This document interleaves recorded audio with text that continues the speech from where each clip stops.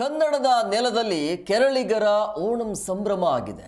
ಬಾಗಲಕೋಟೆ ನಗರದ ಬಸವೇಶ್ವರ ವೀರಶೈವ ವಿದ್ಯಾವರ್ತಕ ಸಂಘದ ವೈದ್ಯಕೀಯ ಮಹಾವಿದ್ಯಾಲಯ ಆವರಣದಲ್ಲಿ ಕೇರಳ ಮೂಲದ ವಿದ್ಯಾರ್ಥಿಗಳಿಂದ ಈ ಹಬ್ಬ ಓಣಂ ಹಬ್ಬವನ್ನು ಭಾನುವಾರ ಅಂದರೆ ನಿನ್ನೆ ಅದ್ದೂರಿಯಾಗಿ ಆಚರಣೆ ಮಾಡಲಾಯಿತು.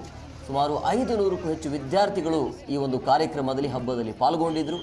ಓಣಂ ಹಬ್ಬ ದೇಶೀಯ ಐಕ್ಯತೆಗೆ ಸಾಕ್ಷಿಯಾಯಿತು. ಕಾರ್ಯಕ್ರಮಕ್ಕೆ ಮಾಜಿ ಶಾಸಕರಾಗಿರುವಂಥ ಡಾಕ್ಟರ್ ವೀರಣ್ಣ ಚರಂತಿಮಠ ಚಾಲನೆ ಕೊಟ್ಟು ಕೇರಳದ ಸಾಂಪ್ರದಾಯಿಕ ಉಡುಗೆ ತೊಡುಗೆಯಲ್ಲಿ ವಿದ್ಯಾರ್ಥಿಗಳು ಮೆರವಣಿಗೆಯಲ್ಲಿ ಭಾಗವಹಿಸಿ ಕಥಕಳಿ ಆಗಿರಬಹುದು, ಹುಲಿಕಳಿ, ಕಾವಾಡಿ, ಧ್ರುವಂ, ಚಂಡಿ ಮೇಳ ಮುಂತಾದ ಸಾಂಸ್ಕೃತಿಕ ವೈಭವವನ್ನು ಪ್ರದರ್ಶಿಸಿದರು.